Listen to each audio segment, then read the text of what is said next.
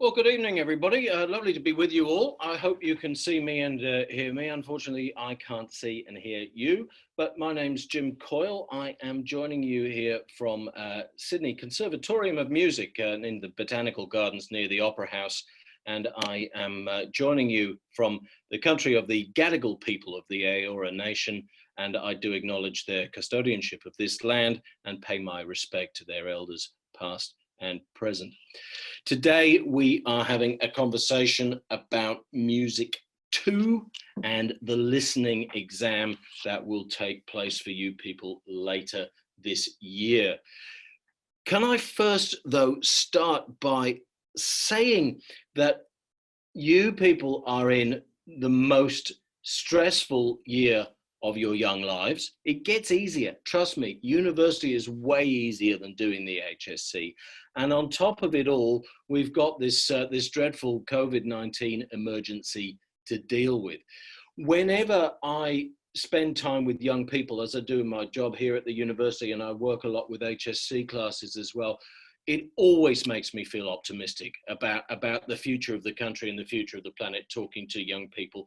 And in this situation particularly, the way that you are coping with this extraordinarily difficult situation, your adaptability, your capacity to come together as a community, your kindness towards one another, your resilience, are qualities which are going to stay with you throughout the rest of your lives and are going to make your generation one of the truly great generations. I'm convinced of that. I'm really, really optimistic about the present situation when I speak to young people. I think it's going to all turn out really, really terrific. 3 study tips for everything. Trust me on this. This is really, really important stuff. Number 1, write stuff down. Massively important in any situation that you always have one of these remarkable inventions with you. There's more and more research emerging that seems to indicate that the act of physically writing something down somehow embeds that understanding with us. We don't quite understand the mechanism of how that works, but it certainly seems to be a phenomenon. Write stuff down, really, really important. Number 2, this is very much an exam thing. Read the question again. Now, it doesn't necessarily mean you stop when you read the question twice, but you read it again, you read it again. You make sure you understand exactly what it is that the question is asking.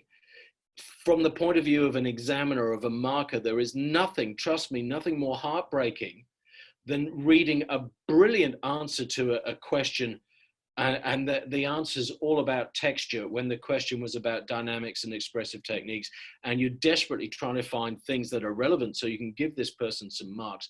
Read the question again, please. 3rd, and very important under this situation, don't panic. Things in exams go so quickly, especially in music too. Don't panic. Try and keep your cool as far as you possibly can. So today's session, there are 3 things for us to talk about.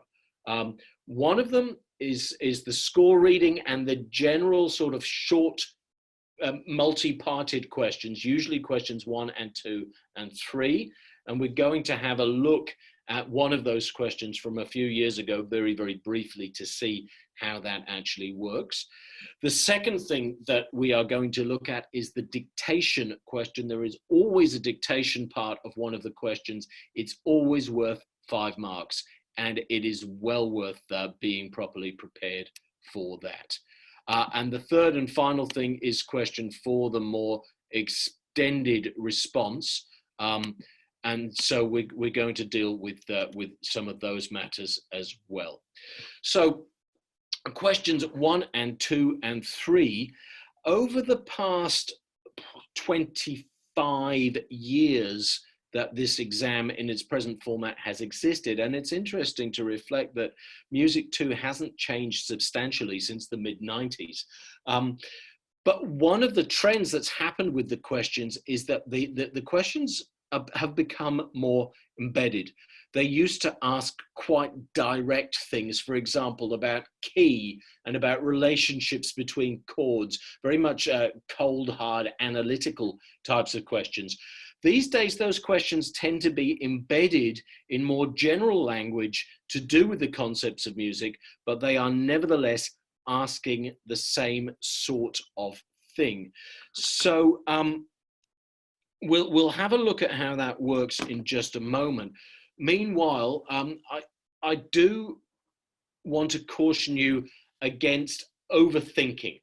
Sometimes the answer to a question in music too is the easy and obvious thing that you thought that it can't be that easy. Yes, it can sometimes. If your answer is accurate and if your answer is relevant, it doesn't matter that your answer is apparently too easy. So for example, if you've got a question that asks about the use of duration in this particular excerpt, you can start with the obvious things like saying, well, it's in 4/4 time and the tempo is very fast. That's not all you need to say, but there is no harm in stating those obvious things. There is a danger of overthinking because some of the questions, yes, are very sophisticated, but not all of them. So let's have a look at a more embedded type of question here. This is from the 2014 paper. So the first question is about the relationship between the trumpet, the soprano voice, and the continuo. That essentially is a texture question. And then the next one, it talks about the use of harmony. So what I'm going to do, let's just have a little bit of a listen to some of this. I'm just aware of the fact that I am really very, very short of time. And a quick squiz at the score in a moment as well. But let's hear some of this music. Question 1. This question is based on Rompe Sprezza by Alessandro Scarlatti. The score of Rompe Sprezza is score attachment A. You have 1 minute to look at the score.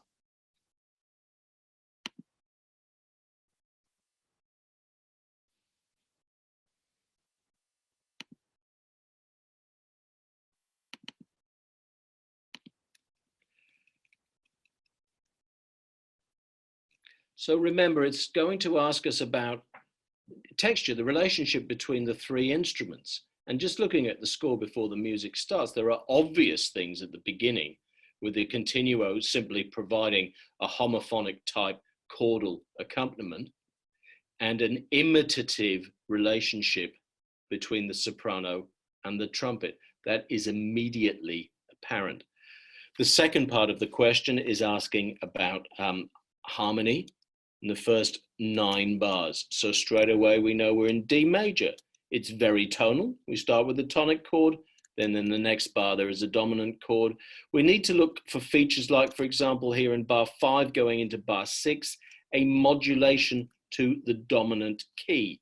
And here again, a modulation to the supertonic and a sequence, in fact, of modulations through to bar 9, finishing in supertonic of E major. So these answers are embedded in, I'm wondering if we're going to get to hear this at all. I rather think that we can't do both of those things at the same time. Let's move back to this and hear, let's just hear a little bit of the music. A. Here is the first playing.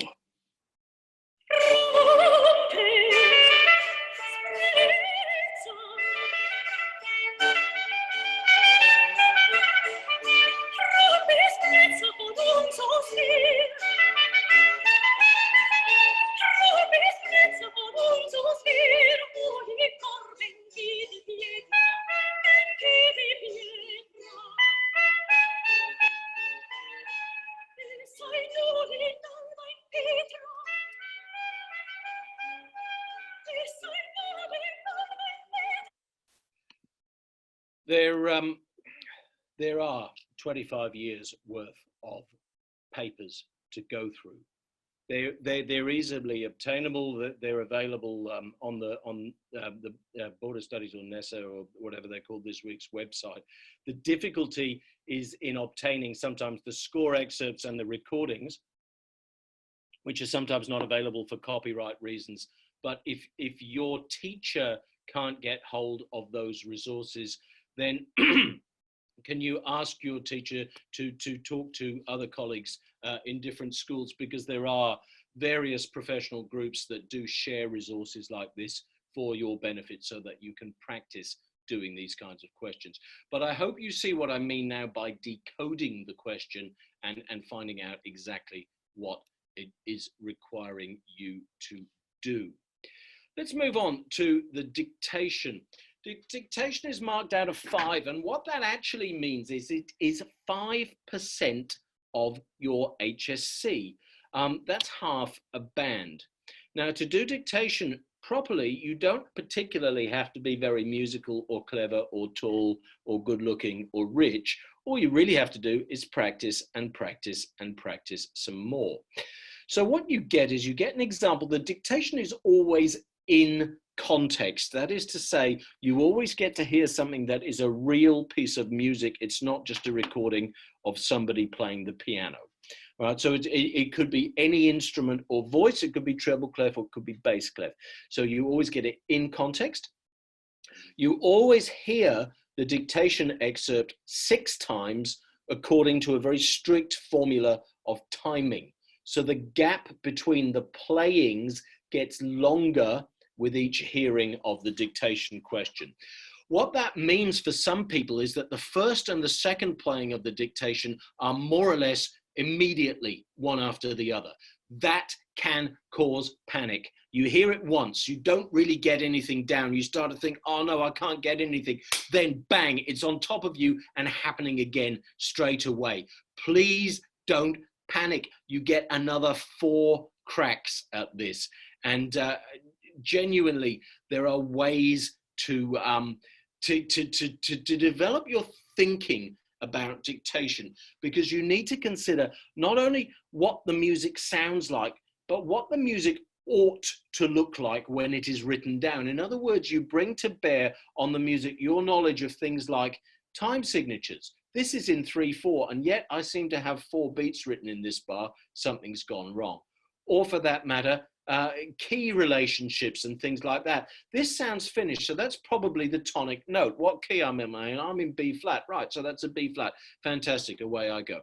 And what they give you is they give you anchor notes in the dictation. They give you sometimes rhythms and sometimes pitches and rhythms, sometimes at the beginning or the middle or the end or all 3, so that you can check your progress with the dictation. So it's really important to use those. If we listen to an example, I'll give you a look at this in a minute. This is the 2008, I think.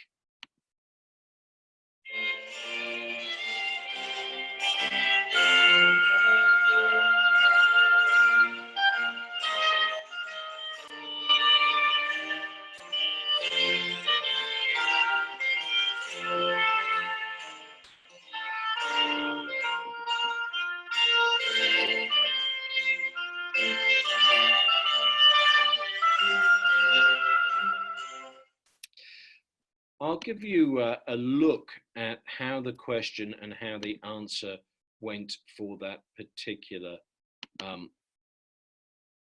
not that, no, we've seen that. So if we're looking here at 2018, it was an unusual one in that the only anchor note was this this F sharp. You can see I've written it in smaller notation there. That was the only note, the F rather, not an F sharp. That was the only note that the students were given, which is a little bit unusual. This rhythm that I call the silent night rhythm, da da da da da da. If you got that rhythmically, things were fine. The only really difficult thing was the trill at the end, because being a baroque, well, and finding the E natural, you know, working out that in fact we modulated to the key of F. Finding that trill was a little bit difficult because the baroque style of trill starts on the upper note, and it did in a quite exaggerated way in this performance. That was the only trickiness, but that was a relatively straightforward dictation. Nevertheless, if you think you could have done that in 6 goes, you're well on the way to getting those very, very handy 5 marks for dictation. And remember that sight singing for music 2 is also worth 5%. And sight singing, if you think about it, uses exactly the same skills as dictation, except that the process is reversed. It's dictation done backwards. And the way to get good at sight singing, again, is to practice and practice and practice some more. I wish we had a little bit more time to talk about sight singing, but perhaps we'll get another occasion to do that. I need, however, to move on and to talk about question 4. Sorry,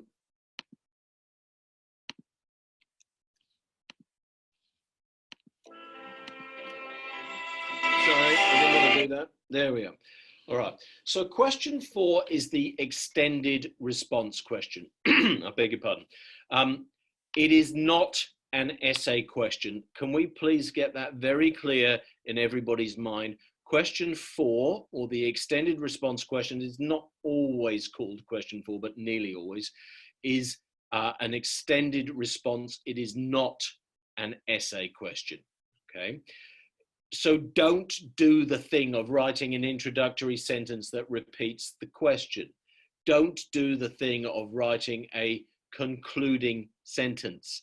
Don't even bother too much worrying about an elegantly structured essay. It is not an essay. Smash and grab. Make your points.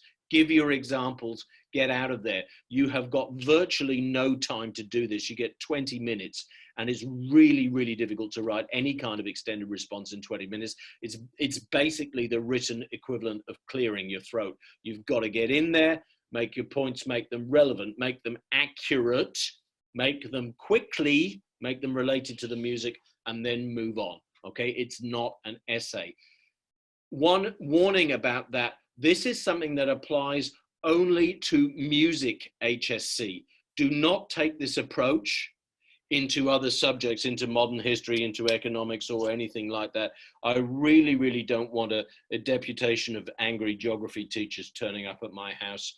The thought of an angry geography teacher is just too horrible to contemplate in any case. So this is only something that applies to music.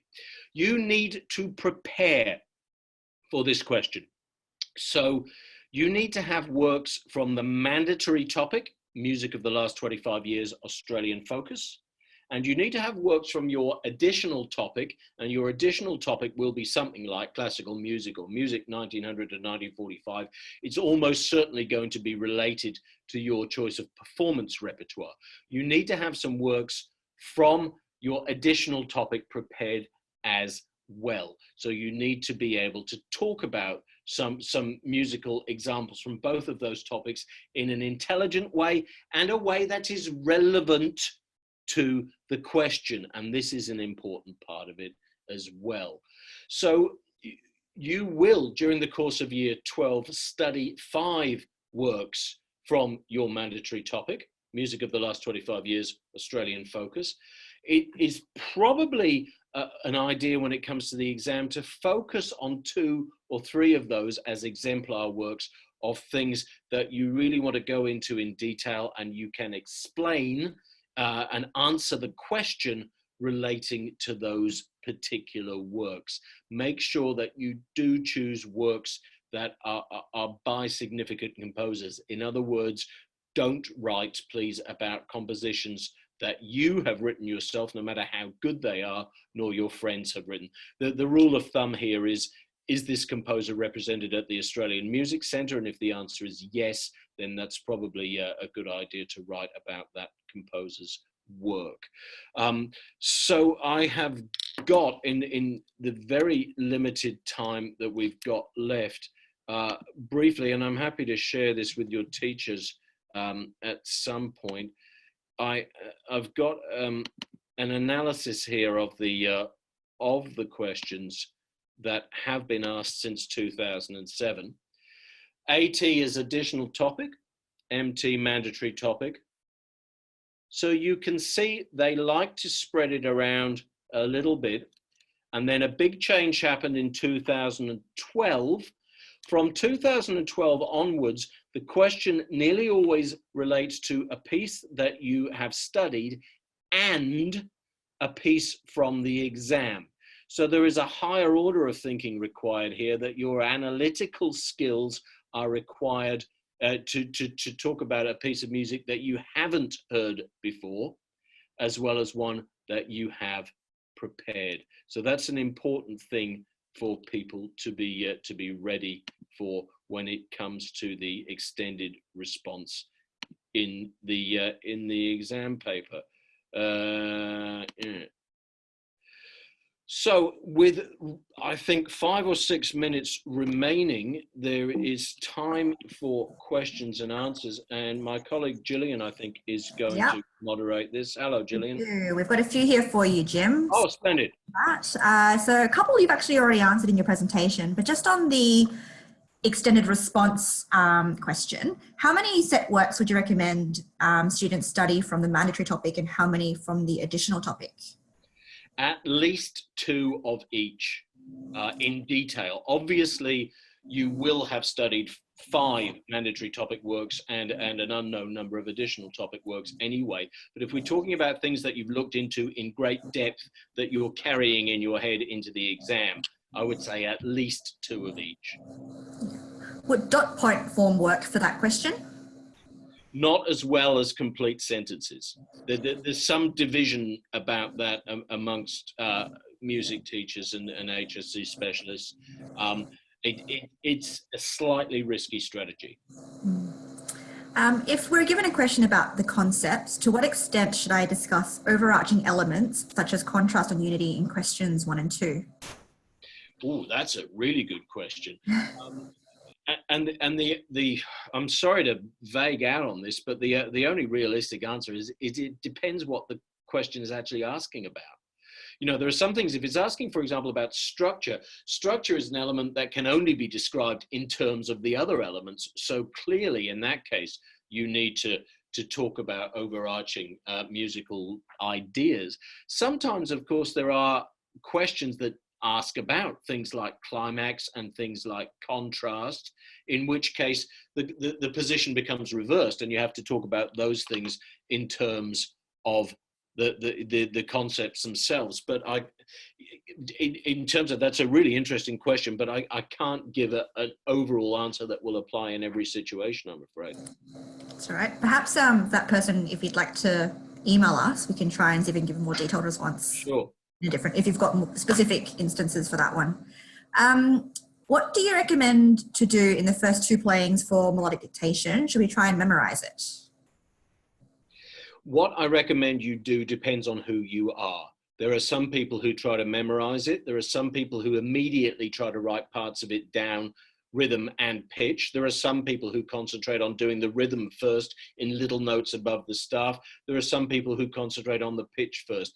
You need to keep practicing this to find the method that works best for how your oral perception works. We're discussing the link here between the oral and the notated, and how our psychology's set up is very much variable from individual to individual. So do it the way that works for you. Just while we're on that, as a follow-up question, so do you have any resources or applications that you'd recommend that aid the development of our melodic dictation skills? Resources, no, other than past papers, keep doing them. But I also think that you need to start thinking in terms of music notation a lot of the time. For example, if you hear an advert on the TV or a radio jingle, or, you know, some startup music for an app or something like that, think about how that would be written down, not even in any great detail. Just think about things like, oh, what's the time signature of this? Is this in a major key or minor key? Does this finish with a perfect cadence, or is it somehow incomplete? You know, those kinds of things. So you are starting to imagine in your mind how that music would look notated, so that's always plodding along. What I do have is I've written the world's most boring book, which is some practice questions for for sight singing, which is the same process as I discussed in reverse, and that's available if people email me. I can get copies of that out. Awesome. Do you have any tips for composing our compositions? Yeah, thousands. I spent a lot of my life working with HSC composers, especially in music too. In fact, I know for a cast iron fact there are at least 2 people in this session this afternoon whose compositions I read through and commented on this morning. Right,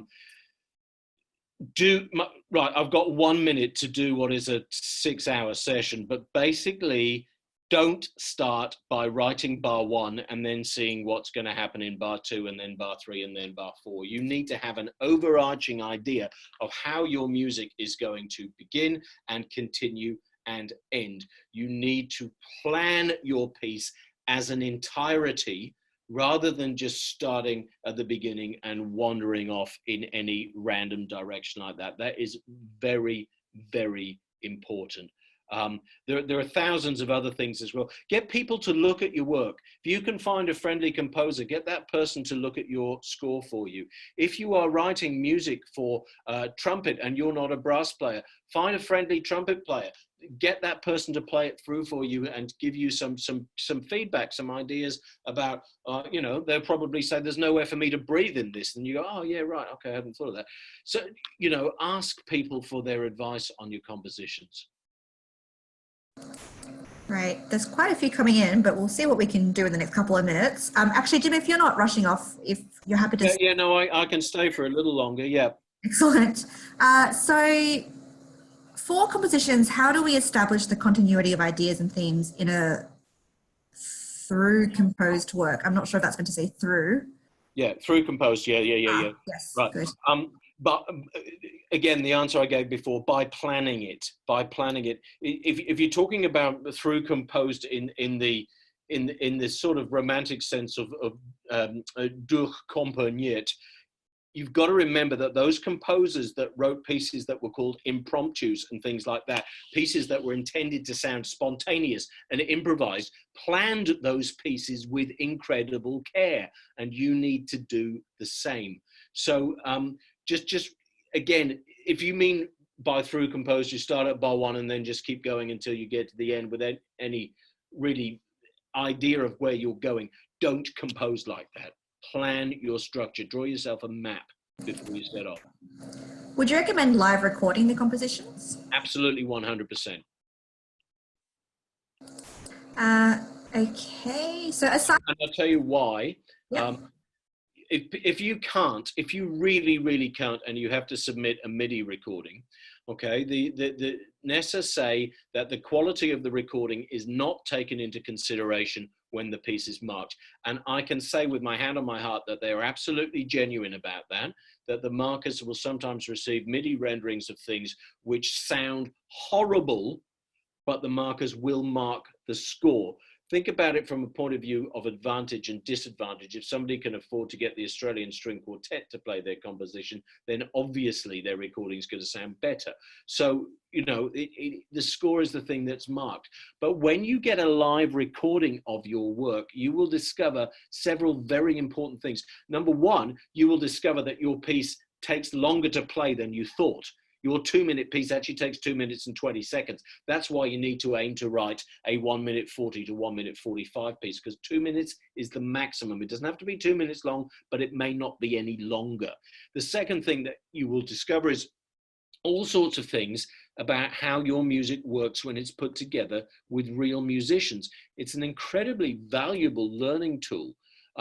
And you will then also have a result, which is a recording, which is something for you to keep. This is a major piece of work that you've done, and that you've got something that shows the quality of the work that you've done, and you deserve to be proud of that. Thanks, Jim. So aside from question 4, would you recommend using dot points for the other questions? Often, yes. Great.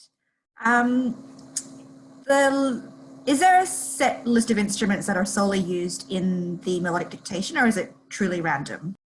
It could be anything. There have been notorious examples. There was a boys' choir once whose sense of pitch was dubious in parts, and that was really nasty. They've tended to, last year was a double bass, the year before was an oboe, year before that cor anglaise. They mix up treble and bass instruments. Sometimes you get instruments that are not the melody. There was one that was a bass line in a Baroque trio sonata, which for those of us who don't play the top line was very easy, but all the flute players and violinists all freaked out. So yeah, no, there's no list. There could be anything. Is it fine to focus on only 2 concepts? In what sense? I'm not sure. That's all the detail the question has. Sorry, I don't understand what that question is. No worries. And any tips just generally for improving sight singing? Practice, practice, and practice some more. There are 25 years of past papers of sight singing. They publish 3 every year. That makes 75. Plus, if you've got my book, that makes 95. That means you can do one virtually every day between now and the exam. Practice, practice, practice. Like I said before, you don't have to be tall, handsome, rich, musical, intelligent. You just have to practice it. When it comes to actually doing the sight singing, sing out. If you don't identify yourself as a singer, that's okay, but don't do the thing. Actually project your voice, sing to da or ta, so that you've got a hard consonant to start every note, so that the rhythm is precise, and you've got a open vowel sound to sing the pitch right out. Okay, don't be actually afraid to sing out. If you've got an ugly voice, it doesn't matter. Nobody is assessing the beauty of your voice, just the accuracy of your singing.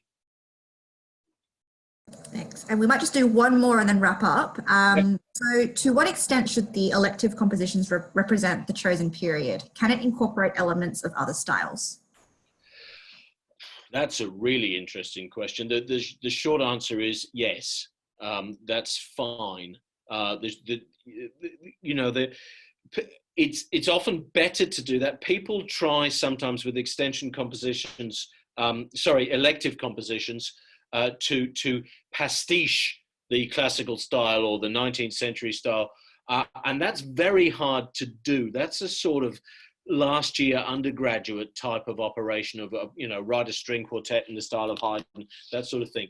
And that's not, in fact, what you're being asked to do. You're being asked to compose. So think about composing as you, but with a little bit of Haydn looking over your shoulder, or a little bit of Shostakovich just in the mix, or something like that.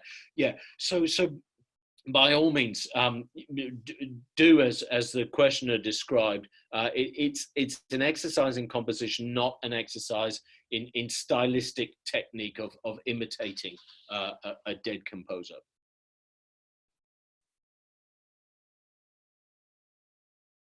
Was that the last one, Gillian? We'll have to end it there. Otherwise, we'll go on, I think. But thank you. Right.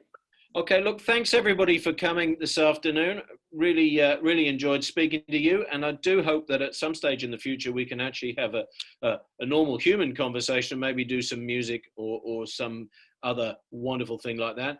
All the very best to all of you for your HSC, and some of you I hope to see next year here at the Conservatorium.